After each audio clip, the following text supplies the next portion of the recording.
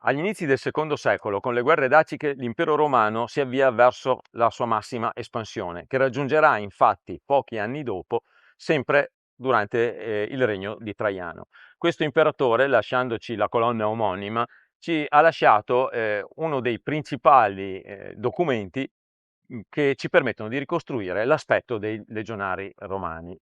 Ma durante le guerre daciche l'aspetto del legionario era veramente questo? La immagine iconografica che abbiamo in mente tutti del legionario romano, appunto ricavata dalla colonna traiana, corrisponde effettivamente alla realtà storica? Oggi proviamo a scoprirlo, svelandovi alcuni dettagli che sicuramente non sono molto noti. Com'era quindi questo legionario raffigurato sulla colonna traiana? Ecco, siamo qui con Massimiliano Imbrogno che impersona appunto un legionario come era raffigurato sulla colonna traiana. Potete notare che la sua principale difesa è questa armatura costituita da strisce di ferro, o meglio di acciaio dolce, collegate tra di loro con un articolato sistema di cerniere, ganci e lacci, che modernamente chiamiamo lorica segmentata, ma si tratta comunque di un'armatura tipicamente romana e comunque tipica del periodo alto imperiale. Ed è appunto la versione più iconografica del legionario romano come lo conosciamo. Sicuramente era in uso all'epoca delle guerre daciche, ma vedremo poi che non necessariamente sarà stata l'armatura più utilizzata. Per la protezione della testa il nostro legionario utilizza un elmo denominato modernamente di tipo gallico imperiale e ha la particolarità di essere rinforzato da una crociera metallica che viene probabilmente applicata come rinforzo della parte sommitale del coppo proprio durante le guerre contro i Daci.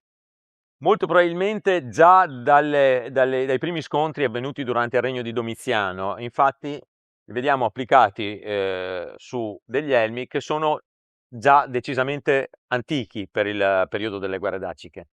Abbiamo infatti un paio di reperti provenienti dalla Romania e conservati al Museo di Bucarest, nei quali di questi due esemplari uno è effettivamente un elmo dotato di crociera di rinforzo, ma databile come tipologia a 30-40 anni prima delle guerre di Traiano, mentre l'altro esemplare è effettivamente contemporaneo al periodo delle guerre traianee. Come mai questa crociera applicata? Molto probabilmente all'inizio fu un espediente applicato sul campo per contrastare gli effetti deleteri delle armi dei Daci, che erano dotati di spade molto lunghe e pesanti, dalla lama leggermente arcuata, che gli permettevano di portare a segno dei fendenti talmente potenti da mettere in crisi anche le ben attrezzate armature dei legionari romani. In seguito gli elmi si evolveranno per includere questo tipo di miglioramento e non ci sarà bisogno di queste modifiche estemporanee. Quindi per l'elmo diciamo che anche questo è un elmo molto iconografico per quella che è l'immagine che tutti abbiamo del legionario romano di età imperiale. Sulla colonna traiana vengono raffigurati i legionari, nella maggior parte dei casi con questo tipo di elmo, alle volte con la crociera di rinforzo, alle volte senza, quindi c'è una discreta variabilità, però questo è un dato che ci viene proposto dalla colonna traiana ed è confermato dal record archeologico, dal repertorio archeologico.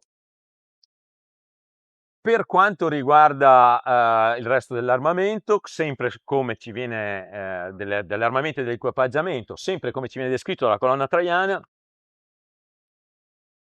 vediamo che il legionario indossa un cingulum, quindi una cintura militare dotata di pendenti, e nel caso dell'equipaggiamento di Massimiliano presenta delle decorazioni a borchie circolari che all'epoca delle guerre daciche era sicuramente ormai fuori contesto. Infatti la colonna traiana è un monumento e non un documento, cioè non ci descrive in maniera dettagliata e particolarmente realistica quello che è avvenuto nelle guerre daciche, com'era l'equipaggiamento dei legionari, ma tende piuttosto a celebrare le imprese belliche dell'imperatore e soprattutto è rivolta ad un pubblico che è quello dei cittadini romani, cittadini dell'impero, ma soprattutto i cittadini di Roma. Ovviamente la colonna traiana si trova a Roma, quindi doveva utilizzare un linguaggio figurativo che fosse senza alcun dubbio chiaramente compreso e identificato dal cittadino romano. Si doveva rendere chiaramente chi faceva che cosa. Per questo le raffigurazioni dei legionari sulla colonna traiana fanno riferimento a quelle dei legionari di almeno una generazione precedente alle guerre daciche, ovvero quella dell'ultima volta in cui i cittadini di Roma avevano visto le legioni nell'urbe. Questo perché normalmente le legioni si trovavano a sorvegliare i confini dell'impero, non si trovavano a Roma e nemmeno in Italia. L'ultima volta in cui le legioni si presentano a Roma è nell'anno dei 4 imperatori, nella guerra civile del 69 d.C., in cui appunto nell'arco di un anno si avvicendano 4 imperatori. In questa guerra civile le legioni non solo entrano in Italia, ma addirittura avvengono scontri a Roma. Quindi praticamente quello che viene raffigurato sulla colonna traiana è il legionario di una generazione prima, se non due, cioè quella della metà del primo secolo d.C. Abbiamo diverse raffigurazioni in realtà sulla colonna traiana, cioè abbiamo sia legionari con il cingulum, con queste borchie ormai un po' datate, abbiamo legionari con il cingulum senza pendenti, con il cingulum con pendenti che possono essere 3 o 4, abbiamo anche legionari senza cingulum. E vedremo in seguito perché, perché è un periodo di transizione e nella colonna traiana vengono un po' raffigurate anche queste particolarità che avvengono durante questo periodo. L'armamento difensivo, naturalmente, è completato dallo scudo e anche in questo caso è lo scudo tipico dell'iconografia più classica del legionario, cioè lo scudo rettangolare convesso, familiarmente detto a forma di tegola, che conosciamo bene. Ecco, in questo caso particolare però noi magari ci saremmo aspettati, come nell'iconografia più classica, il classico scudo decorato da fulmini e ali, cioè i simboli gioviani più tipici dell'armamentario del legionario. In questo caso invece abbiamo uno scudo con decorazioni floreali. Ecco, questo ci è raffigurato esattamente dalla colonna traiana in più di un caso. E ci sono anche motivi diversi, un po' più stilizzati, ma sempre a motivo floreale. Magari molti di voi si chiederanno come mai un motivo decorativo floreale su uno scudo che è chiaramente rappresentato sulla colonna traiana. E ne abbiamo parlato approfonditamente in un altro video nostro, anzi ne abbiamo parlato in 2 occasioni di 2 decorazioni sempre a tema floreale, ma leggermente diverse tra di loro. E il motivo è abbastanza inerente proprio alla natura dell'esercito romano. Cioè l'esercito romano era a tutti gli effetti il messaggio politico itinerante dell'imperatore. Era il suo strumento politico principale, quindi era anche il veicolo con cui l'imperatore trasmetteva il proprio messaggio all'interno dell'impero e anche oltre. Questa decorazione floreale l'abbiamo ricostruita partendo dalla raffigurazione che troviamo sulla colonna traiana, confrontandola con le decorazioni della Rapacis di Augusto. Questo perché questo motivo decorativo fa parte a tutti gli effetti del messaggio politico proprio di Augusto nel momento in cui prende possesso, diciamo, del governo della Repubblica Romana. Che cos'è il messaggio che vuole trasmettere con queste decorazioni floreali? È quello della Pax Augusta, appunto, della rinnovata età di pace e prosperità che è garantita a tutto l'impero romano proprio grazie all'operato di Augusto, di Ottaviano Augusto. E questo assetto floreale, perché in realtà è un cespo di acanto dalla quale si dipanano tralci vegetali con fiori di specie vegetali diverse, e nella decorazione originale ci sono anche animali, dà proprio il messaggio di questa abbondanza, di questa età appunto di prosperità, una nuova età dell'oro garantita proprio dall'imperatore, e non solo dall'imperatore, ma ovviamente dalle legioni di Roma che ne rappresentavano il braccio operativo. Ma quindi quale significato aveva l'utilizzo di questa decorazione sugli scudi, che comunque sono una piccolissima minoranza nelle raffigurazioni? Infatti la stragrande maggioranza dei legionari raffigurati sulla colonna traiana hanno il classico scudo con i simboli di Giove, cioè i fulmini, le ali, eccetera. In alcuni casi però appunto appare un motivo più o meno simile a questo. Ecco, quello che possiamo supporre è che si trattasse dei principales, degli ufficiali.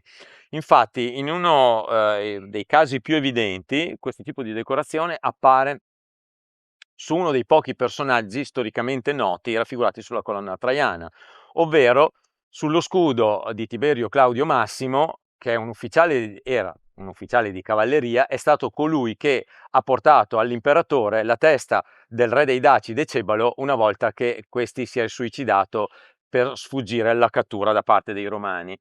E anche nelle altre situazioni vediamo che c'è uno scudo di questo tipo insieme a altri scudi con i motivi a fulmini. Cioè, questi sono uno insieme alla truppa decorata con lo schema classico. Quindi molto probabilmente erano gli scudi utilizzati dagli ufficiali o dai sottufficiali. Possiamo immaginarlo dall'Opzio in su, dal centurione, che ovviamente erano poi praticamente gli unici ufficiali combattenti all'interno della legione.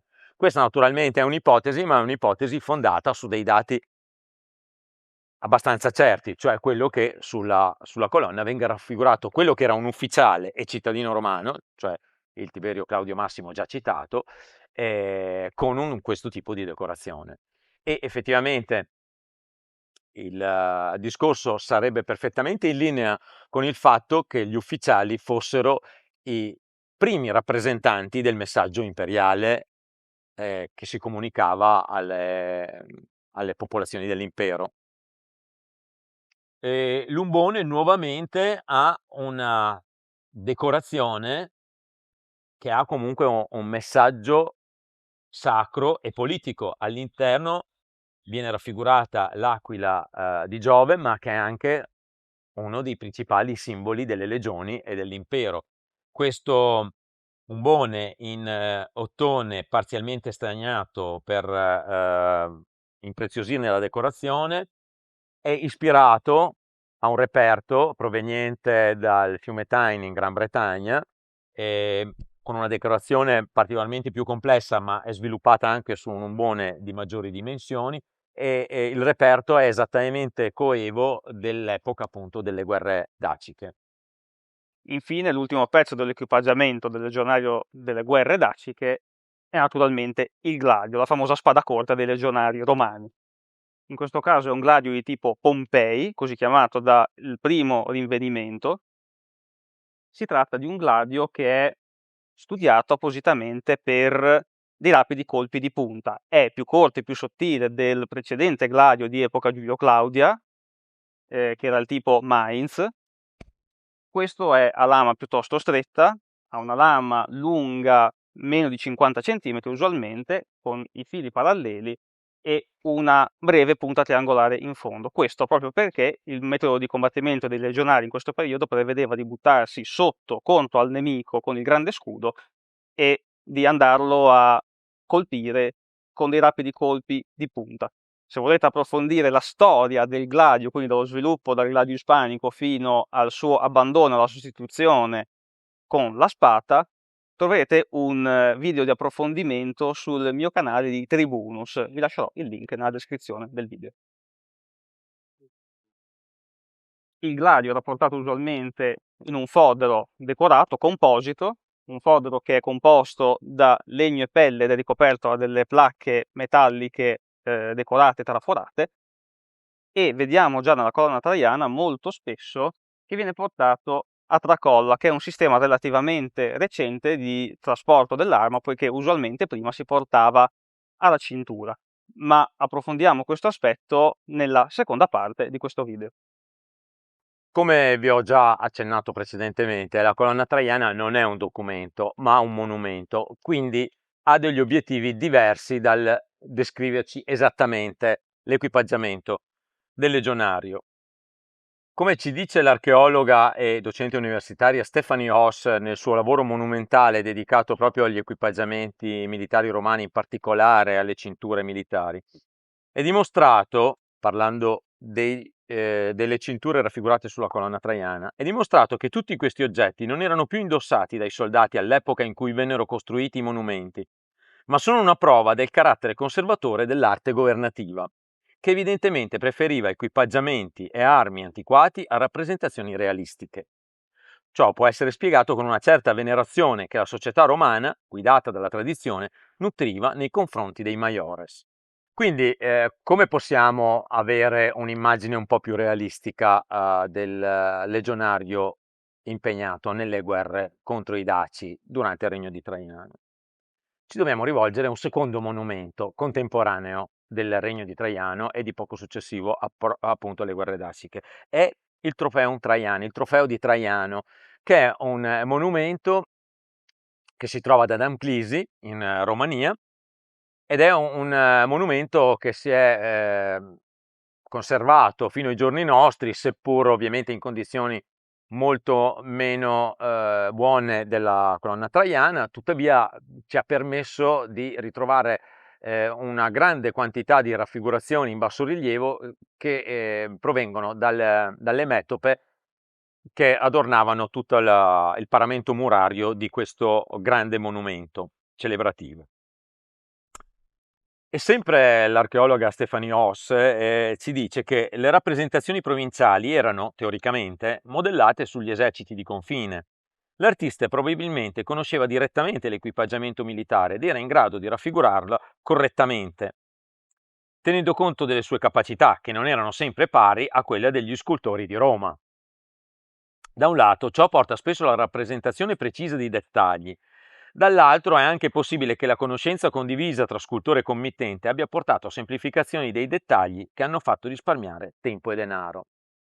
In definitiva, non le dobbiamo prendere come fotografie, un po' per la minore qualità, un po' perché possiamo supporre appunto che alcuni dettagli venissero un po' omessi perché non così indispensabili, ma sono comunque delle raffigurazioni molto importanti perché ci rappresentano un legionario abbastanza diverso da quello che l'imperatore voleva far vedere ai suoi concittadini a Roma.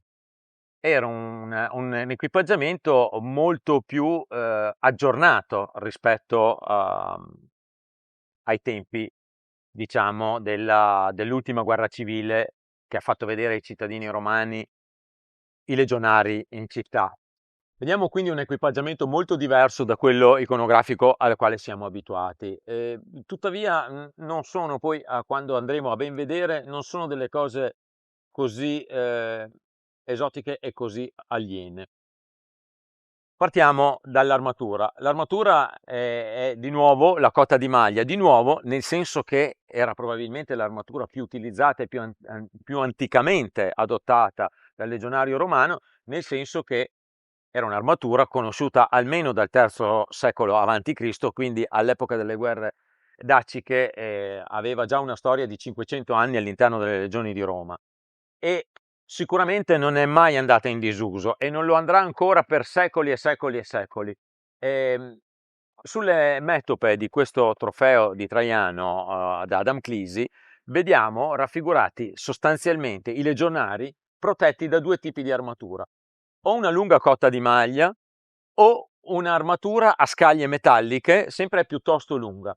Forse in un caso c'è una raffigurazione di una armatura a strisce metalliche, quella che abbiamo chiamato lorica segmentata, che sicuramente era ancora in uso al tempo delle guerre daciche e lo sarà ancora per almeno altri 200 anni, ma probabilmente non era più la favorita sul campo, anche se il cittadino di Roma, un po' come noi moderni attualmente, si immaginava il legionario romano protetto da una lorica segmentata, da un'armatura a strisce metalliche. Ecco, quindi vediamo una cotta di maglia, come abbiamo detto, abbastanza lunga, con la manica a metà a braccio, quindi di foggia leggermente diversa da quella di epoca repubblicana che probabilmente avete già visto su qualcuno degli altri nostri video. Sotto porta un subarmalis, un indumento imbottito a proteggere sia l'abbigliamento sia a proteggere il corpo del legionario stesso da colpi da botta, quindi colpi contundenti, e questa è la protezione principale. Naturalmente è protetto anche da un elmo, questo è uno degli elementi fondamentali dell'armatura ed è un elmo apparentemente piuttosto atipico, cioè si tratta di un elmo composto a spicchi con montanti che formano la struttura dell'elmo e degli spicchi che vanno a completarne la calotta, il tutto fissato su una fascia alla base che crea la forma completa della calotta. Ovviamente sono presenti due paragnati di due protezioni per il volto, e il tutto è completato da un apice che serve, oltre che a tenere insieme la struttura, a rinforzare la struttura, serve anche a proteggere l'elmo dai fendenti più pericolosi, proprio perché questo apice tende a deviare i colpi verso i lati dell'elmo e far quindi scivolare via il fendente senza che possa intaccare in maniera grave la struttura dell'elmo stesso. Quest'elmo è poi dotato di un paranuca, in questo caso realizzato sempre in scaglie metalliche, e sono chiaramente raffigurati proprio su queste metope del trofeo di Traiano.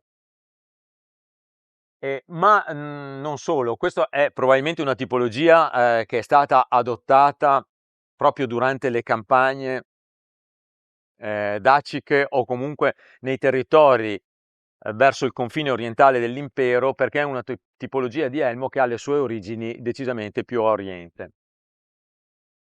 Ma anche in questo caso ne abbiamo trattato in un video dedicato e se volete approfondire troverete poi il link in descrizione. Quindi questo elmo, che probabilmente viene adottato in questo periodo e viene raffigurato sulle metope, ma viene confermato anche dalle raffigurazioni della colonna traiana. Sebbene la colonna traiana ci raffiguri nella stragrande maggioranza dei casi il legionario nell'iconografia tipica che abbiamo visto, almeno in una scena vengono chiaramente raffigurati due di questi elmi appoggiati su dei sostegni, mentre i legionari che li indossavano stanno compiendo dei lavori di fortificazione, e quindi hanno tolto l'elmo per lavorare più comodamente.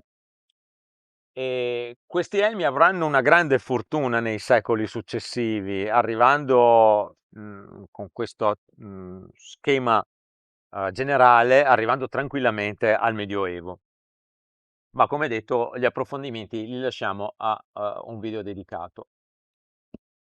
Per completare l'armamento difensivo, oltre allo scudo del quale parleremo tra un attimo, vediamo che il nostro legionario indossa anche gli schinieri, anche questi ampiamente documentati dalle metope di Adamclisi, e probabilmente fanno il completamento dell'abbigliamento, dell'equipaggiamento del legionario, proprio per i motivi a cui accennavamo prima parlando della crociera di rinforzo sugli elmi, perché appunto si trovano a fronteggiare dei nemici armati con delle armi molto pericolose, molto potenti, quindi queste spade che permettono dei fendenti talmente potenti da rendersi pericolose anche con le le armature abitualmente utilizzate dai legionari romani. E l'ultimo completamento è la manica segmentata, è sempre un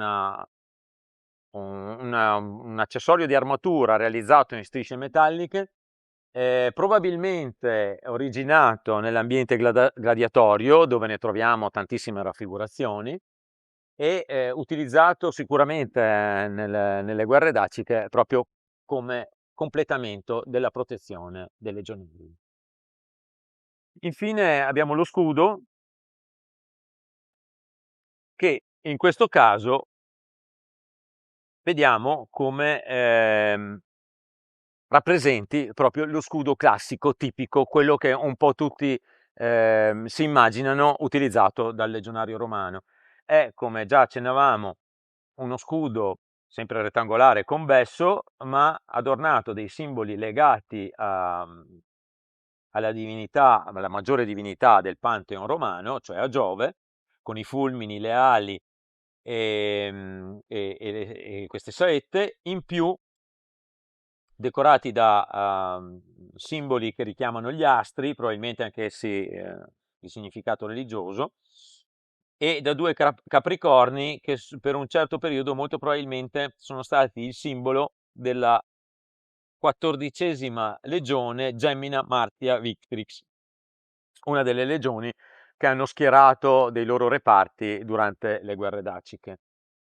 Questo nostro scudo è stato realizzato per un nostro cliente, Francesco Torriani, che ci ha gentilmente concesso di utilizzarlo per questo video, ed è stato realizzato con un'accurata ricerca, sulla base della quale abbiamo appunto ricostruito uno scudo documentato per le guerre daciche, documentato tramite una raffigurazione su una stele tombale, e incrociando i dati con i reperti archeologici, che ci permettono di sapere che molte decorazioni degli scudi erano realizzate in lamina metallica, perché ne conserviamo appunto i reperti in numerosi casi.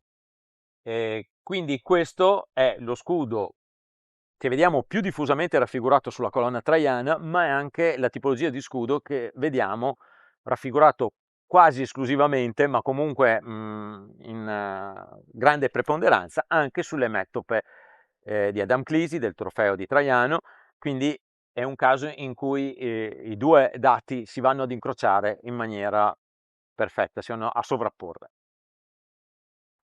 Nonostante le campagne di Traiano in Dacia siano state due e siano protratte per anni, abbiamo pochi reperti archeologici che ci rappresentino come erano le cinture militari utilizzate dai legionari in quel periodo. Questo molto probabilmente è dovuto al fatto che molti degli accampamenti legionari delle guerre daciche non sono stati ancora approfonditamente scavati e studiati.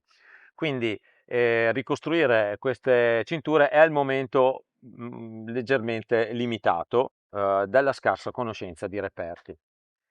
Quindi allo stato attuale della ricerca, quello che possiamo ricostruire, l'immagine che ci possiamo ricostruire, è che nell'epoca delle guerre daciche la cintura militare fosse realizzata con delle fibbie più o meno decorate, fibbie a pelta o pelta semplificata, incernierate a delle placche altrettanto decorate, ma il resto della cintura molto probabilmente era completamente disadorna, non presentava più le placche decorative metalliche a cui siamo abituati dai periodi precedenti. Questo molto probabilmente anche perché, non avendo più la funzione di portare la spada, non aveva bisogno di essere irrigidita da componenti metalliche che facessero sì che sostenesse al meglio il peso della spada. Eppure molto probabilmente una parte della decorazione, dell'aspetto decorativo delle cinture del legionario venne trasferito alla tracolla che viene adottata appunto in questo periodo e che noi abbiamo ricostruito sulla base anche di raffigurazioni pittoriche, decorata con borchie metalliche applicate su una cintura di colore rosso. Ecco, Molto probabilmente però c'è anche la possibilità che l'assenza di queste placche possa essere al momento soltanto dovuta alla nostra scarsa conoscenza proprio per le lacune della ricerca archeologica che vi citavo. Comunque noi abbiamo scelto di ricostruirla con una fibbia e placca decorate a smalto. Le fibbie a decorazione a smalto risalgono almeno all'età Flavia, all'età Flavio-Traianea, e seppure note principalmente dalla Gran Bretagna, noi ne abbiamo ricostruita una utilizzando una fibbia proveniente dall'Ungheria, quindi dalla zona orientale dell'impero, non così distante dai territori delle campagne daciche, con una placca invece proveniente dall'Inghilterra, ma appartenente alla stessa tipologia, allo stesso gruppo tipologico alla quale appartiene anche la fibbia. Per il terminale della cintura abbiamo utilizzato un semplice terminale metallico a forma di pelta, che è uno dei motivi decorativi più diffusi nell'arte romana del periodo, e nella fattispecie è anche uno dei motivi geometrici, diciamo così, più diffusi anche per la realizzazione proprio delle fibbie da cintura. È naturalmente una nostra supposizione, così come è una nostra supposizione che le cinture fossero realizzate con un sistema, cioè con uno strato di pelle cucita sopra uno strato interno di rinforzo in tessuto, così come documentato da altri reperti sia precedenti sia successivi. Venendo all'armamento offensivo, l'armamento d'attacco del legionario, vediamo che è praticamente lo stesso raffigurato dalla colonna traiana.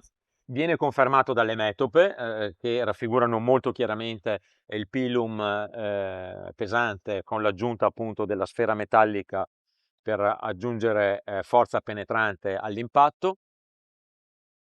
Una particolarità è che spesso nelle metope l'utilizzo del pilum viene raffigurato, anziché da lancio, viene raffigurato come l'utilizzo di arma da penetrazione, da botta, cioè come una normale lancia. Sappiamo anche da fonti letterarie che effettivamente il pilum poteva svolgere anche questa funzione, avendo a tutti gli effetti la lunghezza all'incirca di una lancia ed essendo abbastanza robusto per poter essere impiegato anche come arma da botta oltre che da lancio. Eh, per il gladio vediamo che è esattamente lo stesso che abbiamo utilizzato nella ricostruzione del legionario come raffigurato dalla colonna traiana, proprio perché viene raffigurato allo stesso modo sulle metope e è ben documentato soprattutto anche nel repertorio archeologico. Un'altra piccola curiosità è che sulle metope viene raffigurato il gladio sia a destra, come in questo caso, ma in taluni casi anche portato sulla sinistra, e sia inclinato come in questo caso, sia indossato in maniera verticale, forse legato anche alla cintura. Tutti gli equipaggiamenti che avete visto in questo video li potete trovare in vendita sul nostro sito o potete richiederli realizzati su misura per voi. Riparleremo presto ancora dell'esercito romano, quindi continuate a seguirci, e ringraziamo Massimiliano per essersi prestato e per aver fornito la sua preziosissima collaborazione a questo video.